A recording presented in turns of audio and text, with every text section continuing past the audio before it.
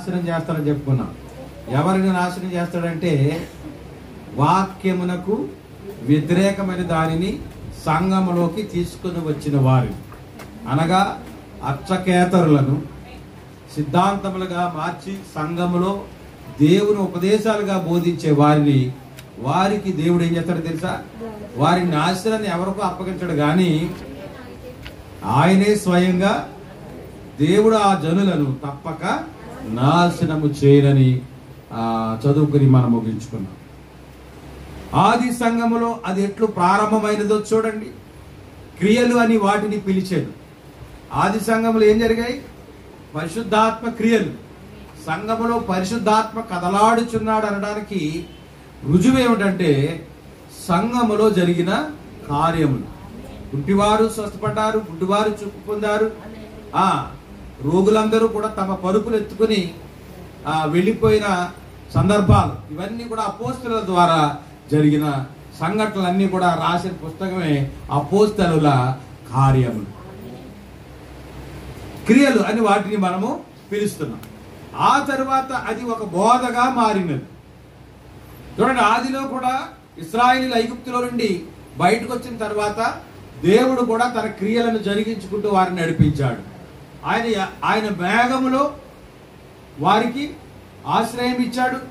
పగటిలో మేఘస్తంభముగాను, రాత్రిలో అగ్నిస్తంభముగా ఉండి దేవుడు వారిని నడిపించాడు. ఎన్నెన్నో కార్యములు, మహత్కార్యములు, సూచక్రియలు జరిగించాడు. సముద్రమును 2 పాయలుగా చేసిన దేవుడు, బండలో నుండి నీళ్ళనిచ్చిన దేవుడు, నీటను మాధుర్యముగా మారాని నీళ్లను మధురముగా మార్చిన దేవుడు. హల్లెలూయా. మాంసం లేదని సరిగినప్పుడు ఇశ్రాయేలు పాడెము చుట్టూ పూరేళ్లను కురిపించిన దేవుడు. దేవదూతలు తినేటువంటి మన్నాను ఆహారముగా ఇచ్చి 40 సంవత్సరములను పోషించిన దేవుడు. అదే దేవుడు మనం వెంబడిస్తున్నాం, అదే దేవుడు మనం ఆరాధిస్తున్నాం, అదే దేవుడు మనం కలిగి ఉన్నాం. అవే కార్యములు ఇప్పుడు కూడా జరగాలి. హల్లెలూయా. అవే వాళ్ళు ఎంతగా ప్రభువును కలిగి తృప్తి పొందారో మనము కూడా, వాళ్ళు మన్నా తిన్నా కూడా రాలిపోయారని వాక్యం ఉంది. కానీ నిజమైన ఆహారం ఏంటంటే మన ప్రభు అయిన దేవుడు. ఆయన వాక్య రూపంలో మన ముందున్నాడు. అందుకనే యోహానుకు పుస్తకాన్ని ఇచ్చి దీన్ని తినమన్నాడు. తినడం ఏంటి? పుస్తకం తినడం ఏంటంటే ఇది వాక్య శరీరమై ఉన్నది ప్రియుల. దేవునికి స్తోత్రం. ఇది తింటే ఏం జరుగుతుందో తెలుసా? ఒక దినాన్ని నీవు పుస్తకంగా మారిపోతావు, ఒక దినాన్ని నువ్వు థియోఫనీగా మారిపోతావు, ఒక దినాన్ని నువ్వు వాక్య శరీరముగా మార్పు చెంది మేఘములపై కొనిపోబడతావు. దేవునామానికి మహిమ కలుగును. కనుక ఆ తరువాత అది ఒక బోధగా మారినది, అది ఒక ప్రామాణికముగా తయారైనది, అది ఒక వంచరాని మార్గముగా మారిపోయినది. వంచలేం, ఇంకా అది ఫిక్స్ అయిపోయింది అనమాట. అవునా? చివరకు అది పూర్తిగా లోనికి వచ్చి మరియు దేవునిని పక్కకు త్రోసివేసిన, అది చాలా చిన్నగా, చాలా నెమ్మదిగా, చాలా నిరపాయకరముగా ప్రారంభమైనది. అది చాలా మంచిగా కనబడినది, అది చాలా సద్బోధగా కనబడినది. తరువాత కొండ చిలువ వలె చుట్టుకొనినది. కొండ చిలువనే ఇక్కడ ఎక్కడైనా పెండిలో కనబడింది అనుకో, దాన్ని తాడేసి నువ్వు వేలాడొచ్చు కానీ అది పట్టుకు రాదు. అది కొండ చిలువ ఏ గేదెనో, ఆవునో, మేకనో చుట్టేసింది అనుకోండి, అది దాని పొట్టతోటి అలా చుట్టేసి నొక్కి చంపేయడమే తప్ప దాని కబంధాల నుండి విడిపించే అవకాశమే ఉండదు ప్రియులా. అంత బలంగా చుట్టేస్తుంది. చూడండి, దేనితో పోలిస్తున్నాడు? కొండ చిలువ ఆ భయంకరంగా చుట్టేసినట్టుగా అబద్ధ బోధలు సంఘంలోకి వచ్చి పాతుకుపోయి, ఒకప్పుడు గాంధీనగర్ ఎలా ఉంటుంది ఈ తరం వాళ్ళకి తెలుసా? ఆ గుడారి మీద కూకున్న వాళ్ళకి అందరికీ తెలుసా? అదంతా పొంత. నడిచి రాలేక ఎంకమ్మ గుడిసారి నుంచి చేలుగొట్టు నుంచి వచ్చేవారు. అవునా? ఒకప్పుడు తరానికి తెలుసా సంగతి? నడవడానికి అవకాశం లేనిది. దాని తోడు అక్కడ పెద్ద గొయ్యి ఉండేది, గుచ్చిగారి ఇక్కడ. అక్కడ నల్ల పిల్లోడు కనపడుతుంది ఒంటరిగా వెళ్తే, అదొక నల్ల పిల్లి కనపడుతుంది. అమ్మ నిజంగా మామూలు పిల్లి వచ్చినా ఈయన చెప్పిన పిల్లేమనుకుని ఇంకా ఆడలెత్తిపోయి ఇంకా ఆ దారిని ఆవిడ వచ్చేవాడు కాదు. కానీ ఇప్పుడు ఏమైపోయింది? రహదారి అయిపోయింది. ఒకప్పుడు దాని స్థితి ఏంటి ఇప్పుడు తెలుస్తుందా? ఏమంటే ఈ తరం వరకు తెలుస్తుందా? తెలియదు. అలాగే ఒకప్పుడు కార్యాలు, ఒకప్పుడు క్రియలు, ఒకప్పుడు సూచక్రియలు, ఒకప్పుడు మహత్కార్యాలు అంటే ఇప్పుడు ఉన్నవాళ్ళు ఎలా చూస్తున్నారంటే నోరు ఆవరించి చూస్తున్నారు. అసలు క్రియలు అంటే ఏమిటి, మహత్కార్యాలు ఏమిటి, అద్భుతాలు అంటే ఏంటో తెలియని తరంలో మనం ఉన్నాము. అర్థమైందా? సంఘంలో అసలు ఇది జరిగాయా? అసలు మనిషికి రీజనింగ్ ఉంటుంది. కయ్యని సంతానానికి ఏముంటది? ప్రతిదీ కూడా పరిశీలన చేయాలి. ఆ ఇశ్రాయేలు ఆ సముద్రం దాటిన తర్వాత ఐగుప్తును తరుముకుంటా వస్తే దేవుడు వారిని సముద్రంలో ముంచేశాడని చెప్పిన సంగతిని నమ్మలేక కోట్ల రూపాయలు ఖర్చు పెట్టి సముద్రాన్ని వెలగడం మొదలెట్టారు. అవునా? ఇంటర్నెట్ లో చదవండి, సెర్చ్ చేయండి, మీకు కనబడతాయి. అలా వెతికితే రథాలు, చక్రాలు దొరికాయి. ఇప్పటికీ ఉన్నాయి నెట్ లో, చూడండి. దాని మ్యూజియంలో పెట్టించారు. వాక్యము సత్యము. ఇది కట్టుకథ కాదు. ఎవడో చెట్టు కింద కూర్చుని తువాలు కట్టుకుని రాసేసింది కాదు. ఇది కాలు మీద కాలేసుకుని పరిశుద్ధాత్మ ప్రేరణతో ఉన్నది ఉన్నట్టుగా రాయబడినది. నా వాక్యము నెరవేరేంత వరకు ఇందులో ఒక సున్నైనా పొల్లైనా తప్పిపోదన్న అంత పరిపూర్ణమైన సత్యమైన వాక్యము దేవుని వాక్యం. హల్లెలూయా. చాలా మంది నోవహు వాడు ఎక్కడుంది, అది కూడా దొరికేసింది. అవునా? అది అరారాత్ కొండలో నిలబడిపోయిందని వాక్యంలో రాయబడి ఉంది. అది టర్కీకి సమీపంలో దొరికింది. దాన్ని రష్యా వాళ్ళు స్వాధీనం చేసుకుని దాన్ని ఎగ్జిబిషన్ గా పెట్టారు. అది చెప్తున్నానంటే ఇవన్నీ చరిత్రలో ఉన్న ఆధారాలు. మోషే రాత్రి చెప్పుకున్నాం కదా, మండుచున్న పొదల దేవుడు దర్శనమిచ్చిన ఆ ప్రదేశానికి మీరు వెళితే షర్మల్ షేక్ అంటారు. ఆ ప్రాంతాన్ని ఈజిప్ట్ లో ఉంటుంది. అది సీనాయి పర్వతానికి దగ్గరలో. అక్కడికి వెళితే చుట్టూ కూడా రాతి నేల, ఎక్కడా కూడా పచ్చని మొక్క అనేది కనబడదు. కానీ దేవుడు దర్శనమిచ్చిన ఆ పొద ఇప్పటికీ ఆ పర్వతం మీద అలా మొలుస్తూనే ఉంది. వెళ్ళినోడల్లా ఒక పందు పిల్లకి ఇరిసి తెచ్చుకుంటున్నా గానీ మొలుస్తూనే ఉంది, ఇంకా సజీవంగానే ఉన్నది. అది ఏమి చూపిస్తుందంటే దేవుడు ఉన్నాడని, ఆయన సజీవ కార్యాలు ఈ భూమి మీద జరిగించాడని రుజువుగా దేవుడు దాన్ని అక్కడ ఉంచాడు. జక్కయ్య కథ జరిగే ఎన్నాళ్ళైంది? జక్కయ్య కథ జరిగే 2024 సంవత్సరాలు అయింది. ఇప్పటికీ అక్కడ ఉందా చెట్టు. మన భక్తులు వెళ్ళి టూరిస్టులు అక్కడ ఫోటోలు దిగి వస్తుంటారు. మీకు వెళ్ళలేని ఓపుగా డబ్బులు లేకపోతే ఇంటర్నెట్ లో కొట్టండి, జక్కయ్య చెట్టు అని కొడితే చూపించేస్తాడు. అవునా? మేడి చెట్టు. ఎందుకు చెప్తున్నానంటే ఇవన్నీ చరిత్ర ఆధారాలుగా వచ్చాడు. జరిగాయండి. ఏమి జరిగాయి? క్రియలు, సూచక క్రియలు, అద్భుత కార్యములు జరిగాయి. హల్లెలూయా. కానీ కాలక్రమంలో ఏమైందంటే వాటిని మార్చేశారు. ఎలా మార్చారు? అదే నేను మళ్ళా చదువుతున్నా చూడండి. ఆది సంఘములో అది ఎట్లు ప్రారంభమైంది చూడండి. క్రియలని వాటిని పిలిచారు. ఆ తరువాత అది ఒక బోధగా మారింది. అది ఒక ప్రమాణికముగా తయారైనది. అది ఒక వంచరాని మార్గముగా మారిపోయింది. చివరకు అది పూర్తిగా లోనికి వచ్చి మరియు దేవునిని ప్రక్కకు రోసివేసినది. అది చాలా చిన్నగా, చాలా నెమ్మదిగా, చాలా నిరాపాయకరముగా ప్రారంభమైనది. అది చాలా మంచిగా కనబడినది. అది చాలా సద్బోధగా కనబడినది. తరువాత అది కొండ చిలువ వలె చుట్టుకొనినది. ఇలా చదివితే మీకు అర్థం కాదు, కానీ చదివే మీకు ఎక్స్ప్లెయిన్ చేయాలని నేను డిసైడ్ అయిపోయాను. కాబట్టి చూడండి, యెరూషలేము వెళితే ఆ యెరూషలేము వీధులు గుండా ప్రభు వారు సిలువను మోసారా? కానీ ఇప్పుడు మనం ప్రదర్శన కోసం వెళ్తే ప్రతి చోట మనకు బోర్డులు కనబడతాయి. యేసు ప్రభు వారు మొదటిసారి సిలువను దింపిన స్థలము. ఆయన దింపడం లేదో మనకు తెలియదు, కానీ ఏం చేశారు? ఒక డిజైన్, ఒక ప్రణాళిక పెట్టేశారు. రెండవసారి సిలువ దింపిన స్థలము. ఇప్పుడు మెడలో ట్యాగ్లు వేసుకుని ఈ టూరిస్టులందరూ వెళ్ళి ఆ మొదటి సిలువ దింపిన స్థలం కాడ ప్రార్థన ఏంటి? ఆ ప్రభు వారికి ఏంటిది స్థలం ఏంటి? ప్రభు వారు మొదట మళ్ళా అలా ముందుకెళ్తే కురేనేడు సీమోను ప్రభు యొక్క భుజాల మీద ఉన్న సిలువను ఎత్తుకునే స్థలం.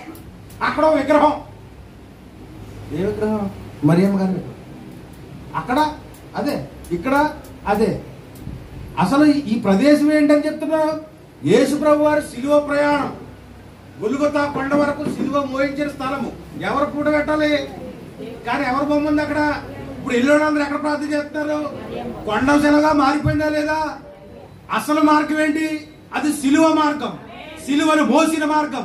దాన్ని ఎలా మార్చారంటే ఒక సంస్థగా మార్చి, ఒక ఆచారంగా మార్చి, ఒక సిద్ధాంతంగా మార్చి ప్రజలను ఒక రకమైనటువంటి భావజాలంలోకి దింపేసి, అయ్యో ప్రభువారు ఇక్కడ వినిపించాడా? మళ్ళీ అక్కడ ఉంటుంది యేసు ప్రభువారు అమ్మలారా నా కోసం ఏడవకండి అని పలికిన స్థలం. అప్పుడు ఎవడన్నా ఉన్నాడా? నేను అక్కడ ఉన్నాను కాబట్టి చెప్తున్నాను. 2 సమాధులు ఉన్నాయండి. ఇప్పుడు యేసు ప్రభు గారి నిజమైన సమాధి ఉంది, ఆర్టిఫిషియల్ సమాధి ఉంది. కానీ ఇక్కడికి ఎవడాడు? ఏది నిజమైన సమాధి దగ్గరికి ఎవడాడు? ఆర్టిఫిషియల్ సమాధి దగ్గరికి వెళ్ళిపోయి మోకారిపోయి ఇంకా డైరెక్ట్ గా అక్కడికి వెళ్ళి మోకరితే స్వర్గానికి వెళ్ళిపోయినట్టుగా ఫీల్ అయిపోతారు. కారణం ఏంటి తెలుసా? వాళ్లను అలాగ బోధించి దానిని కొండ శిలవలుగా, దేవుడు ఎంత లోతుగా మనతో మాట్లాడుతున్నాడు. ఇంకా దాన్ని లాగలేవు. ఇది యేసుప్రభు సమాధి కాదు అని మనం చెప్పలేము. అంతగా భ్రమింప చేస్తా ఉన్నా. ప్రజలకు కూడా ఏమి కావాలో తెలుసా? అలాంటి కొండ శిలవ లాంటి మాటలు కావాలి. కనుక ఇలాంటి కథలో కార్యక్రమాలన్నీ కూడా కొండ శిలవల వల్లే అల్లేశారంట. రాత్రి చెప్పుకున్నాం కదా, కారు ద్రాక్ష వల్లి, నిజమైన ద్రాక్ష వల్లి ఏమైపోయాయంట? పెనవేసుకుపోయాయంట. సంఘములో పాతుకుపోయినటువంటి ఈ కథలను కమామేశాలను ఎవడు లాగగలడు? వాటిని అర్థం చేసుకుంటారా? కనుక చాలా నిరపాయకరముగా ప్రారంభమైనది. అది చాలా మంచిగా కనబడింది. ఏది మంచిగా కనబడుతుంది? ఆ నిజమైన సమాధి కాడికి వెళ్తే ఆ రాయి, దొల్లింపబడిన రాయి ఎలా ఉంటుంది? ఆ గుహ అలాగా ఉంటుంది అంతే. అక్కడ లోపల చిన్న అక్షరం ఉంటుంది, ప్రభు ఇక్కడ లేడు, ఆయన లేచి ఉన్నాడని ఇంగ్లీష్ లో రాసి ఉంటుంది అంతే. అక్కడ ఏమాత్రం ఉండదు. కానీ అసలైన ఇంకోటి చూసారా? కొండ శిలవల వలె కట్టివేయబడిన సిద్ధాంతం కాడంటూ తెలుసా? రంగులు, డిజైన్లు, లైట్లు, మెరుపులు, ఓయ్ బాబోయ్ పొగలు. అక్కడికి అడుగు పెడితేనే పరలోకంలో అడుగు పెట్టావాళ్ళంతగా వాతావరణాన్ని క్రియేట్ చేశారు. ఇప్పుడు నువ్వు ఎక్కడికి వెళ్తావు? ఏమండి, ఆ ద్రాక్ష తీగ మెడక కట్టి బరబరా లాగి ఇక్కడికి వెళ్తావా?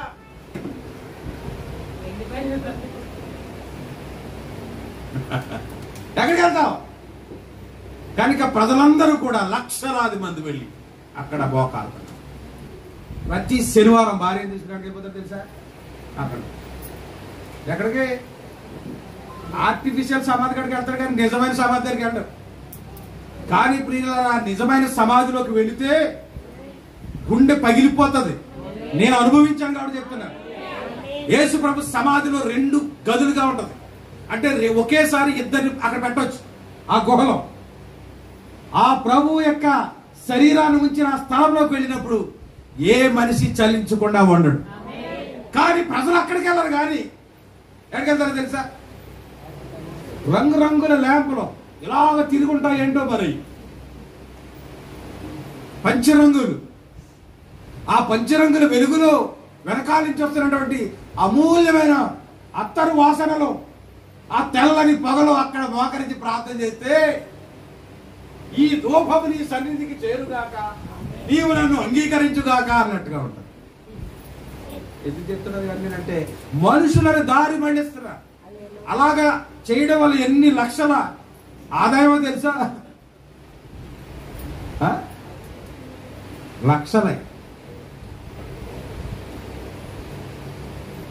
మనుషులు దారి మళ్ళీపోతా ఉన్నారు. ఇంకా ముందుకు వెళ్దాం చూడండి. అది చాలా సద్బోధగా కనబడింది. మంచి బోధగా ఎప్పుడు కనబడదు. అందుకే మనుషులకు కూడా ఏమున్నాయంట? దురద చెవులు ఉన్నాయంట. సత్యములకు చెవి ఎవరంట? నిజము మన చెవులకి ఎక్కదు, అసత్యం. అది ఎలా మారిందంటే చాలా సద్బోధగా కనబడింది. తరువాత అది కొండ చిలువ వలె చుట్టుకొనినది. ఇంకా దాన్ని ఎవరు లాగుతాడు? నువ్వు ఆ కొండ చిలువ సద్దిట్లో పడ్డావా? ఇంక నీ మీద ఆశలు వదులుకోవడమే. ఎంతమంది చూసారు కొండ చిలువ చుట్టూ? చూసారా, ప్రాణమునది పీల్చివేసి ఆ సంఘంలో ఉన్న ఆత్మీయతను చంపివేసింది. ఒక్కసారి నొక్కడం మొదలెడితే వింటున్నారు అమ్మలారా, ఒక సహోదరి కొండ చెరువులు పెంచుకున్నాడు. ఇవన్నీ దయ్యపు కార్యాలు ప్రియులారా. దానితోనే సహవాసం చేస్తుంది, పక్కనేసి పడుకుంటుంది, చక్కగా దానికి కావాల్సిన ఆహారం అది పడుతుంది. సడన్ గా అది ఆహారం నిన్న మారిందండి.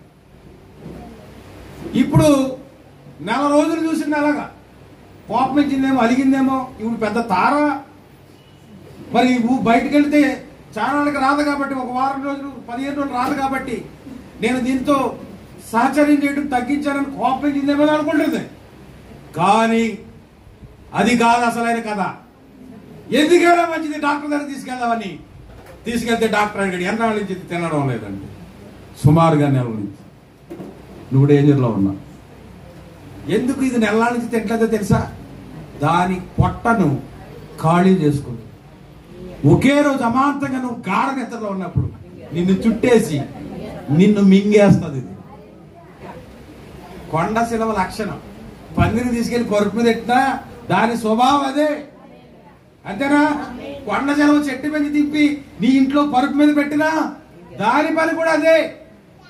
కనుక ఇదిగో ప్రాణమునది పీల్చివేసి సంఘములో ఉన్న ఆత్మీయతను చంపివేసినది. ఇప్పుడు దుర్బోధ అనే కొండ చిలవ దేన్ని చుట్టింది? సంఘాన్ని చుట్టింది. అందుకే పదే పదే చెప్తున్నాడు. ఏం చెప్తున్నాడో తెలుసా? అబద్ధ క్రీస్తులు, అబద్ధ ప్రవక్తలు లేచి గొప్ప అద్భుతములు, సూచక క్రియలు, మహత్కార్యములను చూపిందరు. వారు సాధ్యమైతే ఏర్పరచబడిన వారిని సహితం మోసము చేదురు. రాత్రి పరిశీలించి సమాధానం చెప్పలేదు. ఏర్పరచబడిన వాళ్ళు మోసం చేయడం ఏంటి? ఎలా మోసపోతారు? ఏర్పాట్లో ఉన్న వాళ్ళు మోసపోరు అన్నారు మీరే. కానీ ఇక్కడ ఏమో చెప్తుంది వాక్యం, అవసరమైతే ఏర్పరచబడిన వారికి కూడా మోసపుచ్చుటకై. ఏ మాత్రము నువ్వు ఏర్పాట్లో ఉంటే నిన్ను సహితం, అయ్యా నిన్ను సహితము అది మోసపుచ్చడానికి వెనుకాడదు కదా. మీకు అర్థం అవడానికి చెప్తాను. ప్రభు నాకు సహాయం చేయండి. సముద్రం కొండ నడిచెళ్ళారు. వెళ్ళారా? దేవుడు ఎంత గొప్పవాడు. సాక్షి చెప్పేశారు, గుళ్ళోకి వచ్చి సాక్షి రాసెట్టేశారు. దేవుడు సముద్రాన్ని ఫైర్ చేసి నన్ను దాటించాడు. పట్టుకోవాలి. ఇంకా 2 అడుగులు వేశారు. ఆత్మీయ జీవితం ఇది. దేవుడు నాకు దాహమైనప్పుడు బండలో నుండి నీళ్ళు ఇచ్చాడని మళ్ళా సాక్ష్యం రాశారు. ఇలా సాక్ష్యాలు రాసి రాసి రాసి రాసి 30 సంవత్సరాలు 40 సంవత్సరాల అనుభవం ఉన్న క్రైస్తవులు కూడా ఈ వేళ మోసపట్లేదా? ఎందుకు ఈ నష్టం? ఎందుకు ఇరుకు? ఎందుకు ఈ సమస్య? బహుశా గోడ ఎత్తైపోదేమో, బహుశా ఇక్కడ గొయ్యుందేమో, ఇక్కడ నుయ్యుందేమో. ఏంటి? సముద్రం కూడా దాటి సాక్షి చెప్పిన నీవే, బండలో నుండి వచ్చిన నీరు తాగిన నీవే, మన్నా తిన్న నీవే. నీ కష్టానికి కారణం ఏమనుకుంటున్నావు అంటే గోడ అనుకుంటున్నావు. సిగ్గులేదా? ఒక గోడ నీ జీవితాన్ని మారుతుందంటే నమ్ముతున్నావా? నమ్మే తీరుతున్నావు. ఎందుకో తెలుసా? ఆ యొక్క కథలు కమావేశాలు నిన్ను కొండ శిలవ వలె చుట్టేశాయి. వాక్యవంతమైన ఆమె గారు, నువ్వు బయటికి రాలేవు. తీసుకురావద్దామన్నా రాలేవు. దాన్ని కాపాడే సమయంలో ఆ జంతువునే చచ్చిపోతుంది, కానీ దాన్ని విడిచిపెట్ట. ఇశ్రాయేలు వలె నేడు క్రైస్తవులు కూడా దేవుని యొక్క శక్తిని, ఆయన ప్రభావాన్ని రుచి చూచి కూడా ఎన్నో సంవత్సరాల అనుభవం ఉండి కూడా ఏమో ఎందుకు దేవుని కార్యం నా జీవితంలో ఆలస్యమైంది, ఎందుకు ప్రభు మమ్మల్ని పరిశీలిస్తున్నాడు, పరీక్షిస్తున్నాడు అని తలస్తున్నారా? లేదు. మరి ఎన్నో సంవత్సరాల భక్తి ఏమైపోయింది?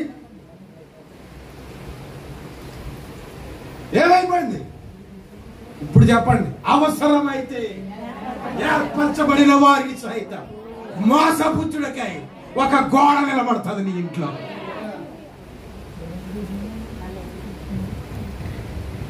గోడకు భయపడుతున్న క్రైస్తవులారా, సముద్రానికి ఇసుకతో సరిహద్దు నియమించిన దేవునికి నువ్వు భయపడలేదు. దేనికి భయపడుతున్నావు తెలుసా? గోడకు. ఆమె చెప్తావా? ఏది నీ మీద పరిపాలన చేస్తావు? కొండ సెలవు లాంటి సిద్ధాంతాలా? కొండ సెలవు లాంటి నీరు తీసివేయలేకుండా పాతుకుపోయినటువంటి ఆచారాలా? ఏమిటి నీ మీద పరిపాలన చేస్తున్నాయి? నేనంటాను, నా జీవితం అంతటిలో నీ అధికారానికి నేను ఒప్పుకుంటున్నా. అది కష్టమైన నష్టమైన నీ సెలవు లేనిదే నా జీవితంలోకి శ్రమ కూడా అనుమతించబడు. ఒకవేళ శ్రమ వచ్చిందంటే ఇట్ ఈజ్ యువర్ పర్మిషన్. యోబు జీవితంలోకి కష్టం వచ్చిందంటే దేవుడు అనుమతితోనే అది వచ్చి ఉన్నది. అది యోబు ఎరిగి ఉన్నాడు కాబట్టి నా విమోచకుడు సజీవుడు, మై రిడీమర్ లివెత్. నేను నమ్ముకున్న దేవుడు ఎలాంటివాడో తెలుసా? సజీవుడు. హల్లెలూయా. కనుక చాలా సద్బోధగా కనబడినది. తరువాత అది కొండ చిలువల వలె చుట్టుకొని ప్రాణమును పీల్చివేసి సంఘంలో ఉన్న ఆత్మీయతను చంపివేసినది. ఈ కలవరంలో ఇప్పుడు ఏంటి? పాస్టర్ గారు చెప్తే తిడతాడు. తిట్టడా పాస్టర్? ఇదేంటమ్మా ఎంత పని చేస్తున్నారు? ఇన్ని సంవత్సరాలు భక్తి చేసి ఎంత సాక్ష్యాలు చెప్తే, అవునా? మీరే ఎలా చెప్తే ఎలాగన్నా తింటారు కదా. అందుకని పాస్టర్ గారు చెప్పలేక మనసులో వేదన. ఊళ్ళోకి వచ్చి మొక్క ఎలా ఉంటుంది తెలుసా? ఆనందం ఉండదు. ఆరాధన చేస్తుంటే సంతోషం ఉండదు. అందరితో కలిసి ఆనందంగా పాస్టర్ గారు ఎలా ఉన్నా బాగానే ఉన్నాం, ఎలా ఉంటానంటే బాగానే ఉన్నాం. అవి బాగున్నామండి అని అంటున్నారా? బాగానే ఉన్నాం అంటే లోపల ఒకటి ఉంది. మా బాధ ఎవరు చెప్పు. దేవుడా మనకి మహిమ కలుగును. కానీ నీ ఇవాళ వాక్యం నీతో మాట్లాడుతుంది. నీ విమోచకుడు సజీవుడై ఉన్న దేవుడు. హల్లెలూయా. సంఘంలో ఉన్న ఆత్మీయతను చంపివేసి, ఆ కారు ద్రాక్ష వల్లి చాలా యుక్తి గలది. ఆ కారు ద్రాక్ష వల్ల అంట చాలా యుక్తి గలది. అది వెలుగుదూత వలె ఉన్నది. అది నిన్ను గట్టిగా పట్టుకొని వదలదు. నాయకత్వం ఉంది, నాకు విశ్వాసం ఉన్నదని ఇప్పుడు నేను చెప్పకూరుచున్నా. కానీ మానవ నాయకత్వం మాత్రము నాకు నమ్మకం లేదు. ఇక్కడ రెండు నాయకత్వాలు ఉన్నాయి. ప్రతిదీ జోడీలు ఇస్తున్నాడు. ఈ సంవత్సరం వరకు చివరి వరకు ఈ జోడీలు ఎలా వస్తాయో నాకు తెలియదు. కారు ద్రాక్షవల్లి నిజమైన ద్రాక్షవల్లి, గురుగులు గోధుమలు, యాకోబు ఏసావు, కయీను హేబేలు. ఇదిగో ఇక్కడ కూడా చూడండి, నాయకత్వాలు రెండు ఉన్నాయి. దేవుని నాయకత్వము, మానవ నాయకత్వం. గతించిన వారంలో చెప్పుకున్నాం. లోక మర్యాద, దేవుని మర్యాద. పట్టుకుంటారా వాక్యాన్ని? కుదుపుతుందా వాక్యం? ఆనందిస్తున్నావా? నీ హృదయంలో మంట మొదలైందా? దేవునికి స్తోత్రం. కనుక మానవ నాయకత్వం నందు నాకు నమ్మకము లేదు. నువ్వెన్ని చెప్పయ్యా, వాక్యం అలా చెప్పట్లేదు అంటాడని. ఎఫెసు సంఘంలో ఎవరైనా చెప్పడానికి ప్రయత్నం చేసి ఎవరెవరు తెలుసా? ఎవరెవరు రోజేశారని చెప్పుకున్నాం కదా రాత్రి. అలాంటి అబద్ధ బోధనలు వస్తే సంఘం నుండి వారిని బయటకు నెట్టి వేశారని. అపోస్తలుడు వెళ్లి బోధ చెప్తుంటే వాళ్ళు చెప్తున్న ఆ అంశాలు వాక్యంలో ఉన్నాయో లేదో వాక్యమందు పరిశీలన చేసేవారు. మనకి పరిశీలన మాట దేవుడు. వారు చెప్తున్న సంగతులు అలా ఉన్నవో లేదో అని చెప్పి వాళ్ళు ఏం చేసేవారు తెలుసా? గ్రంథములను చూసి పరిశీలన చేసి అప్పుడు నమ్మేవారంట. అలా నమ్మిన వారిని అందరినీ కూడా బాప్తిస్మం ఇచ్చి సంఘంలో చేర్చి వాళ్ళ ముందుకు వెళ్ళేవారు. హల్లెలూయా. మీకు ఆ వాక్యాన్ని చూపిస్తాను. ఎక్కడి వరకు వచ్చాం? వాక్యము ద్వారా వచ్చుచున్న పరిశుద్ధాత్మ యొక్క నాయకత్వం అందు నేను నమ్మిక ఎంచుచున్నాను. దేవుడు సంఘములో మనుషులను నియమించరని కూడా నేను నమ్ముచున్నా. అయ్యా, సంఘంలో మిమ్మల్ని నియమించింది ఎవరు? మీ పాటగారా? కాదే, దేవుడు నియమిస్తే మీరు నియమించబడ్డారు. ఎంతమంది నమ్ముతున్నారు దాన్ని? అది దేవుని యొక్క నియామకం. సంఘములో మనుషుని నియమించరని కూడా నేను నమ్ముచున్నా. మరియు వారు సంఘమును ఒక క్రమములో పెట్టుదురు. సంఘాన్ని క్రమములో పెట్టే నాయకత్వము నీలో చూశాడు దేవుడు, అందుకే నియమించుకున్నాడు. అందుకనే మీ పాత్రను మీరు సంఘములో పరిపూర్ణంగా పోషించాలని. ఎందుకు గొంతుకుంటామంటే ఆ నియమించింది నేను కాదు, దేవుడు. కనుక దేవుని కొరకు మీరు సంఘంలో ఏం చేయాలంటే ఏం చేయాలి? మీ పాత్రను పోషించాలి. అర్థమైన ఆమె చెప్పండి. కనుక దేవుడు సంఘములో మనుషులు నియమించడానికి కూడా నేను నమ్ముచున్నాను. మరియు వారు సంఘమును ఒక క్రమములో పెట్టుదురు. దేవుడు పంపిన వారి ద్వారా సంఘము పరిపాలించబడుననియు వారు దాని బాధ్యతను వహించుదురని కూడా నేను నమ్ముచున్నా. కానీ శాసనము ఒక్కటే ఉన్నది, అది దేవుని వాక్యము. కావున మనుషులు నిజముగా పరిపాలించడం లేదు గాని దేవుని ఆత్మ పరిపాలించుచున్నది. ఎందుకనగా వాక్యము మరియు ఆత్మ ఒక్కటే. ఆత్మ మరియు వాక్యము ఒక్కటే. రాత్రి ఒక అయ్యగారి గురించి చెప్పాను కదా, ఆయనకి ఎన్ని కనపడ్డాయి? మందసంలో 3 కనపడ్డాయి. ఆత్మ ఇక్కడేమన్నాడు? ఆత్మ మరియు వాక్యము ఒక్కటే. ఆ రాతి పలకలన్న మన్నా అన్న ఒక్కటే. ఆ చిగురించిన కర్ర కూడా ఒక్కటే. అవి 3 స్థానాల్లో 3 కాలాల్లో ఉన్నప్పటికీ అవి ఒకే మందసాన్ని సూచిస్తా ఉన్నాయి. ఆ మందసం ఉన్న కెరూబుల మధ్యలోకి దిగిన షకీనా మహిమ ఒక్క సారూప్యాన్ని కింద ఇవి చూపిస్తా ఉన్నాయి. కనుక వాక్యము మారదు అంటే మారని వాక్యము మొదట పలకబడిన మాటగా ఉంది, అదే మాట శరీరముగా వచ్చింది, అదే వాక్యము మన హృదయంలో ఉంది. కనుక కాలాలు మారాయి, పరిస్థితులు మారాయి, ఆత్మ యొక్క స్వభావం మారింది, కానీ ఆత్మ ఒక్కటే. ఎంతమంది విన్నారు నేను చెప్పిన మాట? ఆత్మ వాక్యము ఒక్కటే.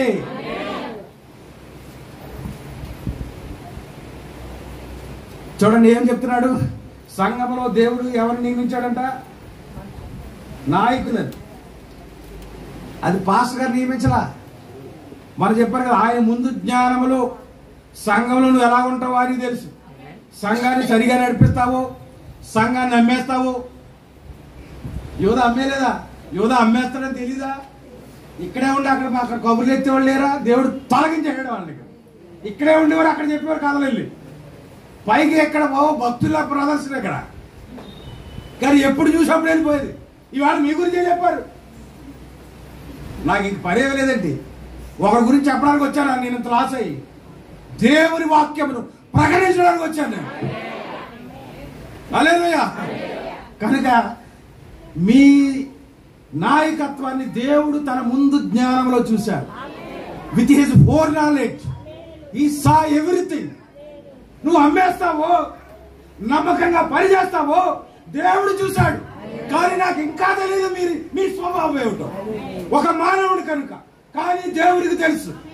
తన ముందు జ్ఞానములు సంఘములో నువ్వు ఏ స్థితిలో ఉంటావు, నమ్మకంగా పని చేస్తావో, ఏం చేస్తావనేది దేవుడు ముందుగా ఎరిగి ఉన్నాడు. కనుక వారు దాని బాధ్యతను వహించుదురని కూడా నేను నమ్ముచున్నాను.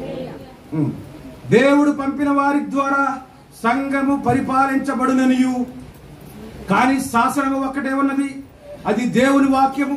కావున మనుషులు నిజముగా పరిపాలించడం లేదు గాని దేవుని ఆత్మ పరిపాలించుచున్నది. సంఘమా, మిమ్మల్ని దేవుని సన్నిధిని అడుగుతున్నారు, వేదిక మీద అడుగుతున్నారు, మిమ్మల్ని నడిపిస్తుంది చంటిబాబా వాక్యమా? నిజమేనా? వాక్యమేనా? లేదా వాక్యానికి ఏమైనా కొమ్ములు కలుపుతున్నావా? ఏమైనా కొమ్ములు తీసేస్తున్నావా? తీయట్లేదు కదా. ఉన్నది ఉన్నట్టు సత్యమైన వాక్యమే మీకు వస్తా ఉందా? హల్లెలూయా. ఎందుకంటే దేవుని ఆత్మ పరిపాలించాలి, మనం మనుషులు పరిపాలించడం. కొన్ని సంఘాలు ఏంటో తెలుసా? నేను చెప్పినట్టు చేయకపోతే నువ్వు వెనక్కి వెళ్ళిపో, నా మాటకి మీరు ఎదురు చెప్పడానికి వీల్లేదు. అవునా? కానీ ఇక్కడ ఎవరు పరిపాలించాలి మనల్ని? ఆత్మ. మనం ఆత్మ యొక్క అధికారం కింద ఉండాలి.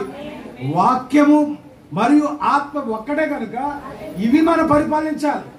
వీటి డైరెక్షన్ లో మనం ఉండాలి. అందుకే అపోస్తులు చెప్పిన దాన్ని వాక్యమే ఉండాలి అని చూసారా? చూడండి, ఇప్పుడు పోలీసులు వచ్చారు మిమ్మల్ని అరెస్ట్ చేయడానికి అనుకుందాం. ప్రతి వారు మిమ్మల్ని అరెస్ట్ చేయడానికి పోలీసులు వచ్చారని ఊహించుకోండి. ఏం చేస్తారు? బాబయ్య ఆరాధనలో ఉన్నాను, ఓ 10 నిమిషాలు ఇవ్వండి, లేకపోతే ఫోన్ చేసుకోవాలి మా అబ్బాయికి, నన్ను వచ్చి లోపలెడితే మా అబ్బాయికి తెలియదు, ఇలాగ ఏం చెప్తాం కాదు. అవునా? మనం కొంచెం దీనులం కాబట్టి పోలీసులు వస్తే భయపడిపోయి వణికిపోయి గడగడలాడిపోతాం. కానీ ధనికులైన వారు, పలుకుబడి ఉన్న వాళ్ళు ఏం చెప్తారు తెలుసా? వారంట్ ఉందా? ఎవరిని అడిగి వచ్చావు నా గేట్లో? నీ దగ్గర వారంట్ ఉందా? మనం అడగగలవా? పోలీసు అడిగితే అడగగలవా? వారంట్ ఉందా నన్ను తీసుకెళ్ళడానికి అడుగుతావా? చేతులు కట్టుకున్నాడు వెనకాల వెళ్ళిపోతాం. ఏం కావాలి? వారెంట్. ఆ వారెంటే వాక్యం. కనుక ఎవరైనా ఈ మాట మీరు నమ్మే తీరాలి, వెంబడించే తీరాలంటే ఆ మాట వాక్యములో ఉన్నదా లేదా అని మీరు నిర్ధారించుకోవాలి.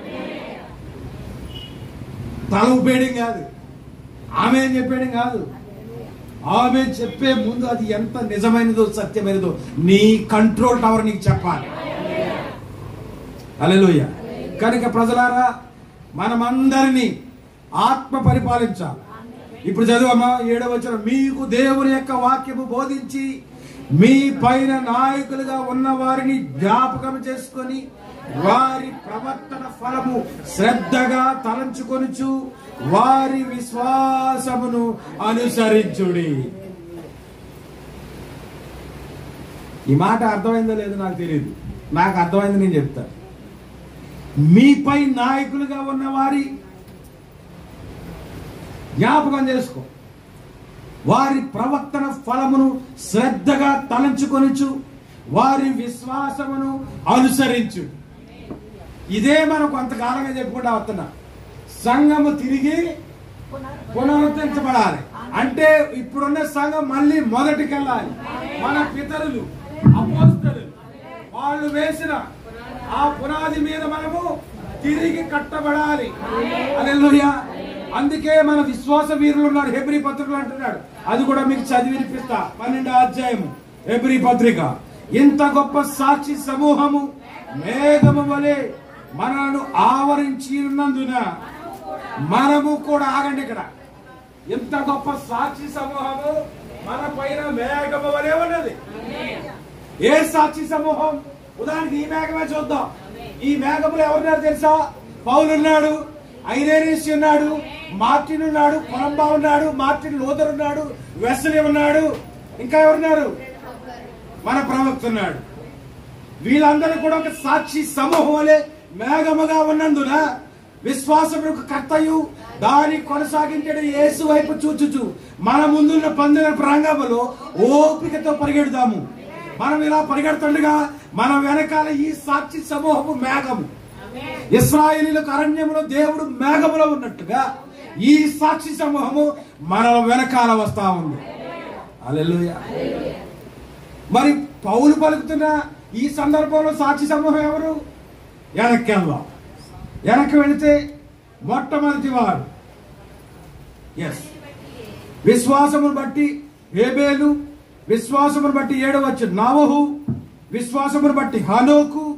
ఇలా చూసుకుంటూ వస్తే మోషే, రాహాబు అని వేశ్య, ఇంకా ఎవరున్నారు? యొఫ్తా, దావీదు, సమూయేలు, ఇంకా చాలా మంది ఉన్నారు. ఇంటికి వెళ్ళి చదవండి. వీళ్ళంతా మాదిరి. ఇప్పుడు అర్థమవుతుంది చూడండి. నాకు ఒకే ఒక మాదిరి, పాస్టర్ తిరుగుళ్ళ పీటర్. విశ్వాసమునకు ఒక గిడురాయి, ఒక మాదిరి, మనం అనుసరించవలసిన అడుగు చాడ మన తండ్రి, మన ఆత్మీయ తండ్రి. నీవు భక్తి చేయాలంటే ఆయన విశ్వాసంలో కొంత తీసుకోచాలు, ఆయన భక్తిలో కొంత తీసుకోచాలు. అబ్రహామును చూడలేదు, నావోహు నీకు తెలియదు.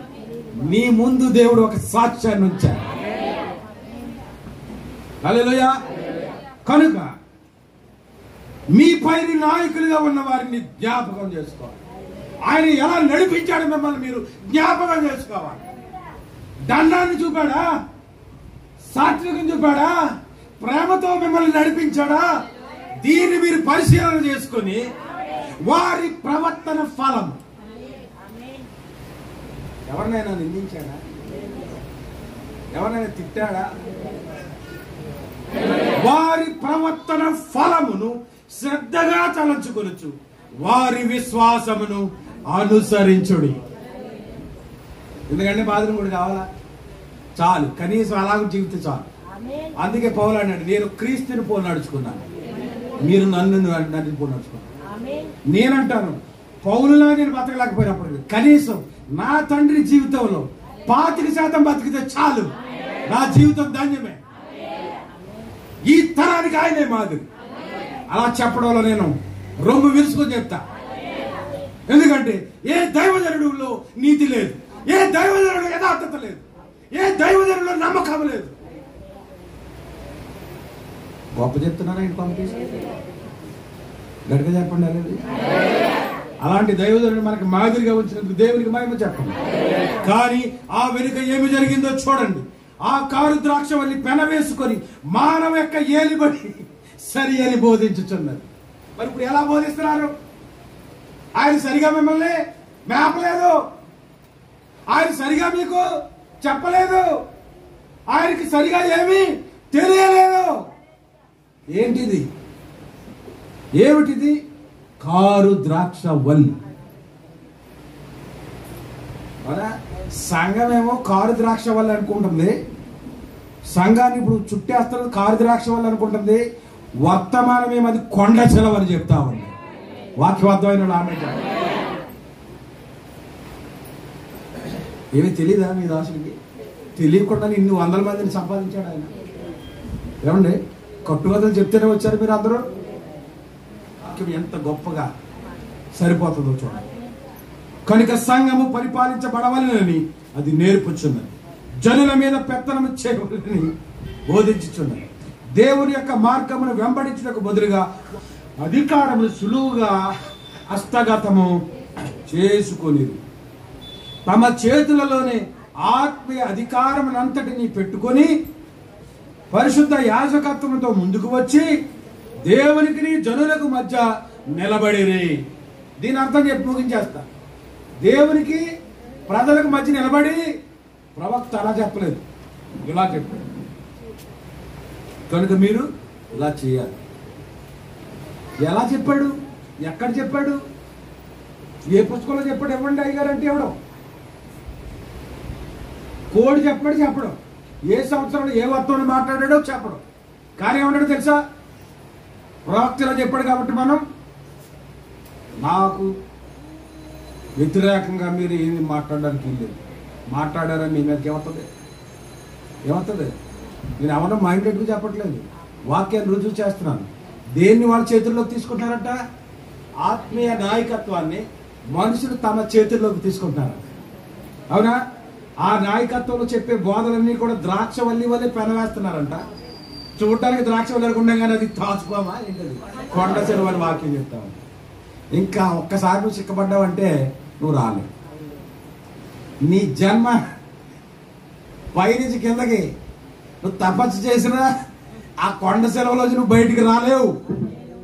తమ చేతులలోనే ఆత్మీయ అధికారం అంతటిని పెట్టుకొని, నేను అడుగుతున్నాను సంగమా, ఆత్మీయ అధికారం ముందే చెప్పాను, మనల్ని పరిపాలించవలసింది ఆత్మ. మనము వాక్యం యొక్క అధికారం కింద ఉండాలి. కానీ ఇప్పుడు ఏం జరుగుతుందంటే మనుషులు ఆత్మీయతను తమ స్వాధీనంలోకి తీసుకుంటున్నారు. అదే ఇక్కడ వాక్యం చూడండి. అందరు నాయకులు చెప్పండి. తమ చేతులలోనే ఆత్మీయ అధికారమును అంతటిని పెట్టుకొని పరిశుద్ధ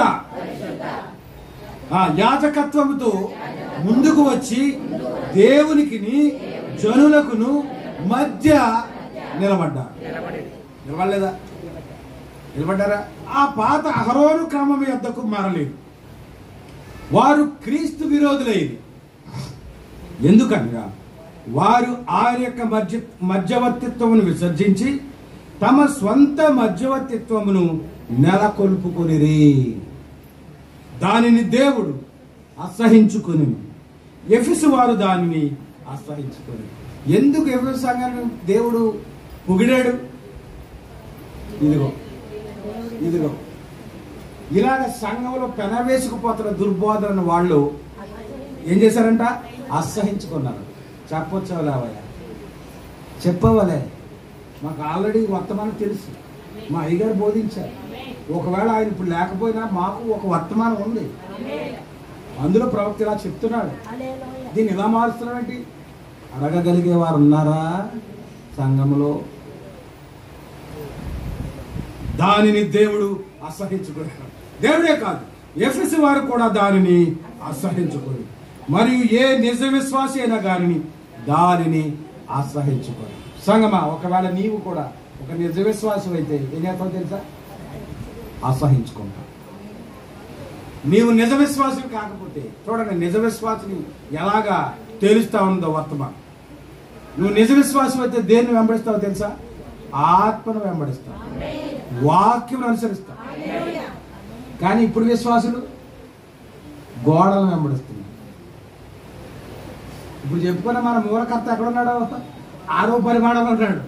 అవసరమైతే ఆయన జ్ఞాపకం చేసుకుని ఏ కార్యక్రమం ఎలా చేసేవాడో, ఏ పరిస్థితులు ఎలా ఉన్నాడో, శ్రమలు వచ్చినప్పుడు ఎలా తట్టుకున్నాడో మననం చేసుకుని ఆయన మాదిరిగా తీసుకుని జీవించాలి. అంతేగాని ఆ గోడగడ ఏం చేస్తాను నువ్వు వెళ్ళి? ఏమంటే ఇప్పుడు చచ్చిపోయిన సామాన్ గడికి వెళ్ళి అమ్మ అది ఏడు ప్రయోజనం? ఇంకా నువ్వు ఇంట్లో కూర్చుని తన కడుపు మార్చుకుని నీకు ఆకలి అన్నం ఎలా పెట్టిందో, నీ బాల్యంలో ఎలా ముద్దలు తినిపించిందో, వద్దన్నా కూడా నోట్లో కుక్కి మరి ఎలా పెట్టిందో జ్ఞాపకం చేసుకుంటే నీ బ్రతుకు ధన్యం అవుతుంది. అంతేనా? కానీ ఇప్పుడు మనకు ఆరోగ్యం వచ్చి మన కాళ్ళ మీద మనం నిలబడినప్పుడు ఏం చేస్తాం తెలుసా? ఏం చేస్తున్నాం? ఇప్పుడు నాకు డాడీ పిజ్జా ఆర్డర్ ఇచ్చాయి, డాడీ ఆనంద సాయిలోకి వెళ్ళి ఏం తెచ్చాయి? ఏదో తెచ్చాయి. కానీ నేను ముసలోని అయిన తర్వాత నీవు వయసులో ఉన్నప్పుడు నన్ను చూస్తావా? చూడాలి. నీకు ఏది లోటు చేస్తారండి తండ్రి? వేళ 2 పిల్లలు ఏది అడిగినా నిమిషాల్లో వచ్చేస్తుంది. మొన్న ఎప్పుడు చెప్తాను నేను మోటివేషన్ మొదలెడితే ఇంకా చాలా లోపుకి వెళ్ళిపోద్ది గుణం. అవునా? నీకు ఏది లోటు చేయడే? పండగ డ్రెస్ కొనుక్కోపని నీకు గౌరవం అంటాడు. తల్లిదండ్రుల ప్రేమ అటువంటి. కానీ ఒక దినాన్న తల్లిదండ్రులు ఇలా పట్టుకుని నడిపించడానికే వాళ్ళు చేతులు ముడతలాడిపోయి పొట్టలా అప్పుడు పట్టుకోవడానికి నువ్వు అసహించుకున్నావు అనుకో, నీ అంత దుర్మార్గుడు ఇంకొకడు ఉండదు. ఇప్పుడు మిమ్మల్ని మీకు ఎన్ని సదుపాయాలు ఇస్తున్నారు మీ తల్లిదండ్రులు? మన ఆటో రాజు మాట్లాడితే ఇంక నన్ను లెగనిచ్చేవాడు కాదు. ఇంకా అన్నయ్య లెగలేదు ఇంకా అని వాడు మొదట వచ్చి కూర్చొని ఏంటి చెప్పు తగ్గుతుందంటే అన్నయ్య వాడికి ప్రేమ. కొడుకు చిన్న నడత వస్తే, చిన్న అనారోగ్యం వస్తే తల్లడిల్లిపోయే తల్లిదండ్రులు. కానీ ఇదే పిల్లలు మీరు వృద్ధులైనప్పుడు మిమ్మల్ని చూస్తారనే గ్యారంటీ మీరు ఇవ్వగలరా? ఆ శిక్షలో ఆ బాధలో మిమ్మల్ని పెంచాలి మీరు.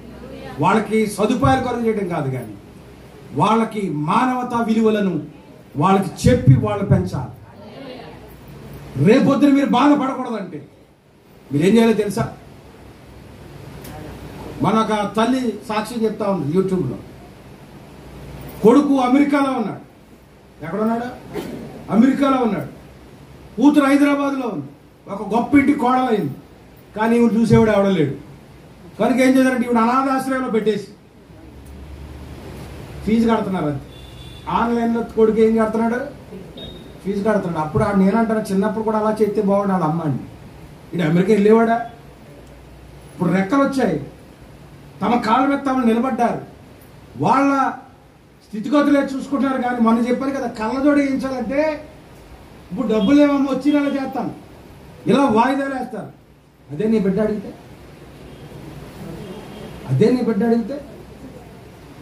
ఏం చేస్తావు చెప్పు?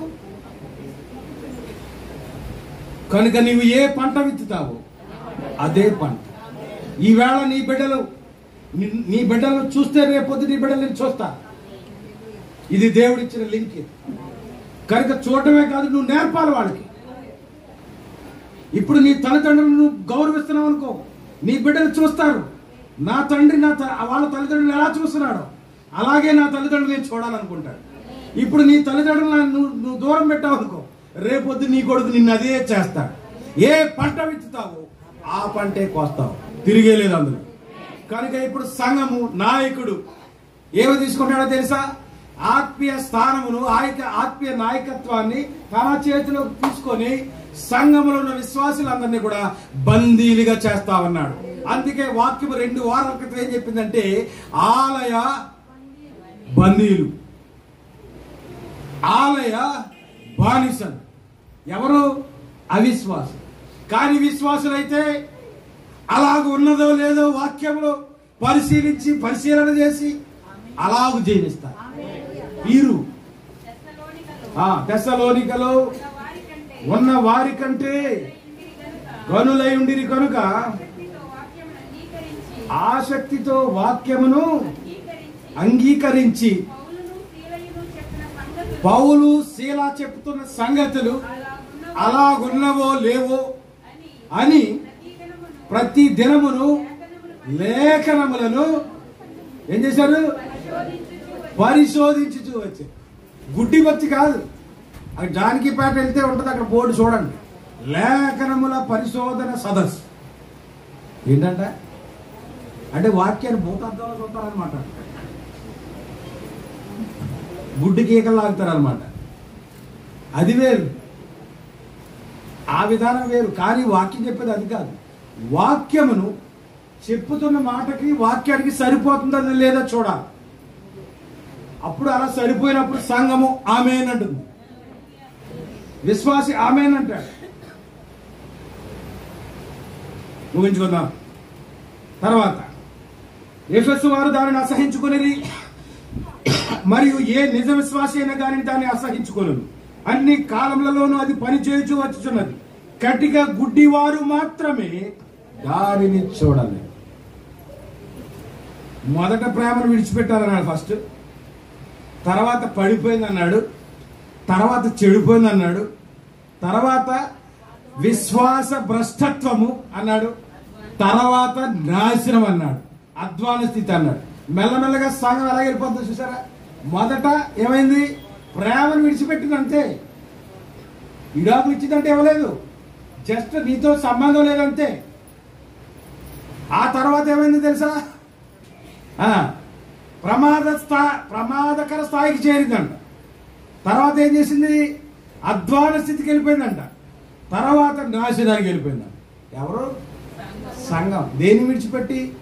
పరిశుద్ధాత్మ నడిపింపును విడిచిపెట్టి. ఇప్పుడు అది అనగా సంఘం ఎప్పుడూ లేనంత అధ్వాన స్థితి. అయ్యి బాబా, ఎప్పుడు లేనంత అధ్వాన స్థితికి వెళ్ళిపోయి ఏమిటిది? సంస్థ జనులను అది వేరు చేసిన దేవుని యొక్క జనులు ప్రత్యేకముగా ఉండవలసి ఉన్నారు. ఈ మాటలు ముగించుకున్నాం. దేవుని యొక్క జనులు ప్రత్యేకముగా ఉండవలసి ఉన్నారు. సంగమా, నీవు ప్రత్యేకించబడాలి. దేని నుంచి? లోకము నుంచి వేరు చేయబడాలి. మీరు లోకమునైనను లోకములో ఉన్న వాటినైనా ప్రేమించిన యెడల తండ్రి ప్రేమ మీలో ఉండనే ఉండదు. కనుక ఒకే ఆత్మ ద్వారాను ఒకే బాప్తిస్మము ద్వారాను వారందరూ ఒకే శరీరములోనికి బాప్తిస్మము పొంది ఉన్నారు. క్రీస్తు యొక్క శరీరంలోకి బాప్తిస్మం పొందినప్పుడు ఒకే ఆత్మ, ఒకే బాప్తిస్మం. హల్లెలూయా. ప్రతి ఒక్కరు దేవుని యొక్క ఆరాధనలో పాలు పొందవలసి ఉన్నారు. కానీ మనుషులు ఆధిక్యతను పొందగోరుచున్నారు కాబట్టి వారు ఆధిపత్యము తీసుకొనిరి, ఆర్చి బిషపులైరి. వారు తమకు బిరుదులను తగిలించుకొని దేవుని వాక్యమును దాటిపోయి తమ స్వంత సిద్ధాంతములను నేర్పించి ప్రజలు తమకు లోబడవలనని శాసించారు. చివరకు వారి యొక్క ఆరాధన ఆ పెంతుకొచ్చు తర్వాత ఉండిన రీతిగా అసలు ఉండనే లేదు. దేవుడు కోరుకునే ఆరాధన ఏంటో తెలుసా? పెంతుకొస్తు ఆరాధన. సరే, అయితే మేము పెంతుకొస్తు సంఘానికి వెళ్తామని అంటారా? ఆ పెంతుకొస్తు కాదు, రాత్రి చెప్పారు పెంతుకొస్తు అంటే ఏంటో. హల్లెలూయా చెప్దామా? అది సిద్ధాంతమా? ఎక్కడికి వచ్చారు? కాబట్టి వారు ఆధిపత్యం తీసుకుని బిషప్పులు అయిపోయారు, బిరుదులు తగిలించుకున్నారు, వాక్యమును దాటిపోయి తమ సొంత సిద్ధాంతములను నేర్పించారు. ప్రజలు తమకు లోబడవలనని శాసించారు. చివరకు వారి యొక్క ఆరాధన ఆ పెంతుకొస్తు తరువాత ఉండిన రీతిగా అసలు ఉండనే లేదు. అపోస్తలుల కాలం తరువాత ఈ క్రియలు ప్రారంభమైనవి. అందుకే మొదటి సంఘ కాలంలో చూడండి, దీపం ఎలిగి వెళ్తున్నట్టుగా ఉంది. అంతేనా? కనబడుతుందా లేదా? మొదటి దీపం చూడండి, కాంతి లేదు, అది బ్లాక్ మీద వేస్తే బాగా కనబడుతుంది. ఎందుకని? మీకు కనబడాలంటే ఇక్కడ ఉంది చూడండి. ఇదిగో ఇదంతా వెలిగే. మొదటి సంఘకాలం ఎఫెసు. ఇదిగో మెల్లగా చీకటి వచ్చింది. రెండో సంఘకాలం సగం వచ్చేసింది. మూడో సంఘకాలం 5 వంతు ఉందంత. ఇంకా 4వ సంఘకాలవతులకు పూర్తిగా అంధకారం అయిపోయింది. సంఘాలు మెల్లమెల్లగా సిద్ధాంతాలు ప్రవేశించి అల్లుకుపోయి కొండ సెలవుల వలె ఏం చేస్తున్నాయి? నొక్కి వేస్తా ఉన్నాయి. కనుక అందులోంచి ఇప్పుడు విశ్వాసులు బయటకు రాలేకపోతా ఉన్నారు. కనుక చివరకు వారి యొక్క ఆరాధన ఆ పెంతుకొస్తు తర్వాత ఉండిన రీతిగా అసలు ఉండనే లేదు. అపోస్తలుల కాలం తర్వాత ఈ క్రియలు ప్రారంభమైనవి. అపోస్తలుల కాలం తర్వాత వారు ఒక తేలికైన తొందరపాటు నిర్ణయము తీసుకొని, తేలికపాటి తొందరపాటు నిర్ణయం ఏంటో తెలుసా? అది సంఘ సభ్యత్వం. ఏంటి మామ? సంఘ సభ్యత్వం చాలు అనేది, మరియు రక్షించు కృప ఉండనే ఉన్నది కదా అనేది. దేవుడు కృపామయుడు కదా, ఆయన కృప మన మీద అలాగా ఉండనే ఉంది. కనుక మీరు ఏంటంటే సంఘ సభ్యత్వం తీసుకోండి, ఒక 100 రూపాయలు కట్టి సరిపోతుంది. అంతేనా అని వాక్యమును కుదించి ఆచారముగా తయారు చేసింది. క్రీస్తు విరోధి తన ఆత్మ ద్వారా సంఘములో ఆధిపత్యము చలాయించుచున్నాడు. ఎవరి క్రీస్తు విరోధి? అపవాది. ఏం చేస్తున్నాడంట? సంఘములో ఆధిపత్యము చలాయిస్తున్నాడు. అంతేనా? వాక్యమును కుదించి ఆచారముగా తయారు చేశారు. పాస్టర్ గారు, ఈ వేళ మీరు ఎక్కువసేపు వాక్యం ఇస్తే కుదరదు. ఎందుకో తెలుసా? దూరం నుంచి వచ్చారు జనాలు, భోజనం చేసి వెళ్ళాలి. మీరు 1 గంటకు ముగితే కుదరదు. ఎక్కువ పాటలు పాడితే కుదరదు. పాటలు పాడొచ్చు, ఎందుకంటే పాడేవాళ్ళు చాలా మంది వచ్చారు. ఇవాళ వాళ్ళు గొప్పలు చూపెట్టుకోవడానికి సూట్లు వేసుకుని టైలెట్ కూడా వచ్చారు. మరి వాళ్ళకి అవకాశం ఇవ్వకపోతే బాగోదు కదా. కనుక మీరు ఏం చేయాలంటే వాక్యాన్ని మీ గ్రామంలో ఏ మీటింగ్ పెట్టినా సరే రాత్రి 11 గంటలకు కానీ రారు ఎవరు. మనుషులు లేకపోతే ప్రారంభించవా? చెయ్యు. ఓన్లీ ప్రారంభించి 2 పాటలు పాడి వాక్యం మొదలెడుతులకు 1/2 గంట ఇంకా వామప్లోనే ఉంటాం. అసలు వాక్యంలోకి వెళ్ళాం. అప్పుడే పోర్లు చేసేస్తున్నారు మీ యావనస్తులు. ఏంటిది? భోజనాలు ముఖ్యమా? వాక్యం ముఖ్యమా? మొన్న వచ్చిన వాక్యం మళ్ళీ జీవితంలో ఎప్పుడైనా వస్తుందా? మళ్ళీ దేనికి విలువ ఇవ్వాలి? అలాంటి వాక్యము దేవుడు ఇస్తాడని తెలుసుండి నువ్వేం చేయాలి? కార్యక్రమాన్ని చాలా సక్రమంగా జరుపుకోవాలి. రావటమేమో 11 గంటలకు వస్తాడు, 12 గంటలకు పాట గారు ముగించేయాలి. ఏంటిది? ఇదిగో ఇదే వాక్యమును కుదించి ఆచారముగా తయారు. ఏదో స్మారకూటం కాబట్టి ప్రభువునందు నిద్రించిన వారు ధన్యులు. నిరీక్షణ లేని ఇతరుల వలె దుఃఖించకుండా నాకు ఇష్టం లేదు కనుక ఏడొద్దమ్మా, దేవుడికి కొద్ది మాటలు దీవించగా అంతే. సరే, వాక్యం ఏమైంది ఇప్పుడు? అలాగే చేస్తున్నాను. పెళ్లి ప్రసంగం ఎక్కడ చేయట్లేదు. ఏ పెళ్లిలో పెళ్లి ప్రసంగం ఇప్పుడు వరకు చేయలేదు. ఎందుకు? నేను ప్రసంగాన్ని నిలబడితే మీకు అందరికీ తెలుసు. అందుకని ప్రసంగం చేయకుండా డైరెక్ట్గా ఏది ప్రాముఖ్యం ఎవరిని నిందించట్లేదు, కానీ మన పరిస్థితులు బట్టి అలా చేస్తాం. కానీ వాక్యానికి మొదటి ప్రాధాన్యత ఇవ్వాలి. ఇదిగో వాక్యమును కుదించి ఆచారముగా తయారు చేసి క్రీస్తు విరోధి తన ఆత్మ ద్వారా సంఘములో ఆధిపత్యము చలాయించుచున్నారు. ఇప్పుడు సంఘాన్ని ఎవరు కంట్రోల్ తీసుకున్నారు? క్రీస్తు విరోధి. He took A control over the church. కనుక నేను చెప్పిందే జరగాలి. ఇక్కడ పాస్టర్ గారైనా సరే ముగించమన్న టైంకి ముగించకపోతే ఆయనకి ఎలా బుద్ధి చెప్పాలో మాకు తెలుసు. ఒరే, మన మాట ఇంట్లో తిన నెక్స్ట్ టైము కొంచెం లేట్గా వచ్చి చూద్దాం. వాళ్ళు ఏం చేస్తాడో చూద్దాం. సౌండ్ సిస్టమ్ ఎవడెట్టుకుంటాడో, కెమెరా ఎవడెడతాడో, మైక్ ఎవడెడతాడో చూద్దాం. చూడండి, ఏ స్వాధీనంలోకి వెళ్తుంది సంఘం?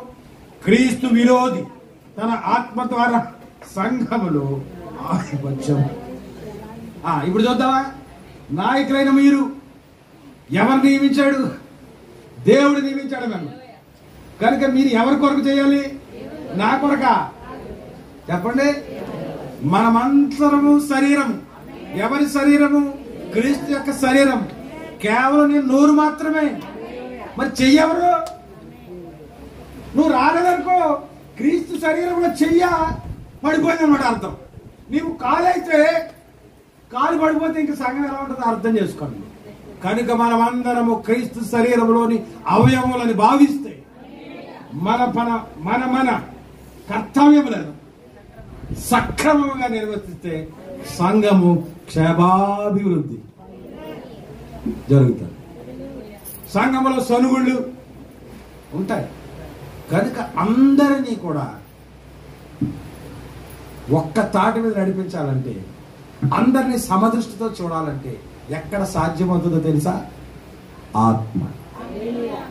దేవుని సంఘమా, ఆ ఆత్మకు మనం లోబడదాం. ఆ ఆత్మ అధికారాన్ని మనం ఒప్పుకుందాం. ఆ ఆత్మే మనలను నడిపించునుగా. దేవుడు మిమ్మల్ని అందరినీ దీవించునుగా.